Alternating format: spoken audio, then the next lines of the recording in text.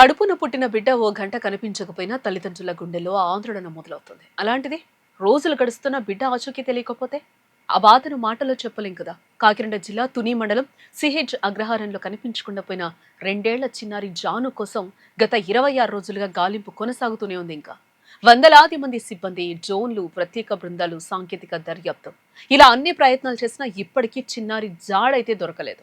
దీంతో ఈ కేసును అత్యంత ప్రాధాన్యంగా తీసుకున్న పోలీసులు ఇప్పుడు ప్రజల సహకారాన్ని కూడా కోరుతున్నారు.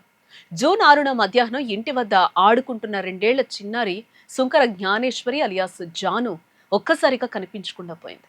కుటుంబ సభ్యులు చుట్టుపక్కల ఎంత వెతికినా ఫలితం లేకపోవడంతో పోలీసులకు ఫిర్యాదు చేశారు. అప్పటి నుంచి ఈ కేసు రాష్ట్ర వ్యాప్తంగా చర్చనీయాంశంగా మారింది. కేసు నమోదు చేసిన వెంటనే పోలీసులు ప్రత్యేక బృందాలు రంగంలోకి దించారు.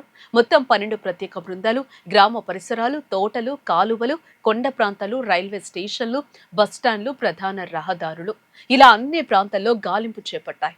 డ్రోన్ల సాయంతోనూ అన్వేషణ కొనసాగించారు. సీసీటీవీ దృశ్యాలు పరిశీలించడంతో పాటు అనుమానాస్పద వ్యక్తుల కదలికలపై కూడా దృష్టి సారించారు. అయినప్పటికీ ఇప్పటి వరకు ఒక్క ఆధారం కూడా లభించలేదు. ఈ కేసులో మరో ఆసక్తికర అంశం ఏంటో తెలుసా?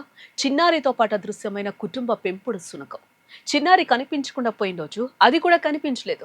కొన్ని రోజుల తర్వాత ఇంటికి తిరిగి వచ్చిన చిన్నారి ఆచూకీ ఉపయోగపడే ఆధారం దొరకలేదు. అనంతరం ఆ శునకం కూడా మృతి చెందింది. ఇటీవల ఓ జ్యోతిష్యుడు చిన్నారి జాను ఆచూకీ గురించి చెప్పడం కూడా కలకలం రేపింది. రోజులు గడుస్తున్నా ఎలాంటి క్లూ దొరక్కపోవడంతో పోలీసులు ఇప్పుడు ప్రజల సహకారంపైనే ఎక్కువగా ఆశలు పెట్టుకుంటున్నారు. చిన్నారి ఫోటో వివరాలతో కూడిన గోడ పత్రికలను కాకినాడ జిల్లాతో పాటు రాష్ట్రంలోని పలు ప్రధాన ప్రాంతాల్లో అతికిస్తున్నారు.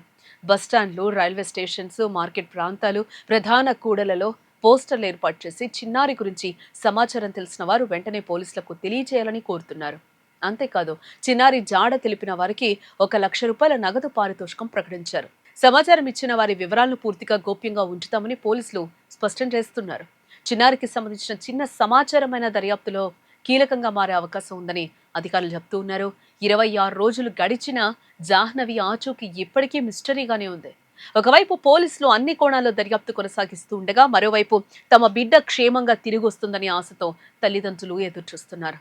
ఈ కేసులో చిన్నారి క్షేమంగా ఉందా, ఎక్కడుంది అన్న ప్రశ్నలకు సమాధానం కోసం అందరూ కూడా ఎదురు చూస్తూ ఉన్నారు.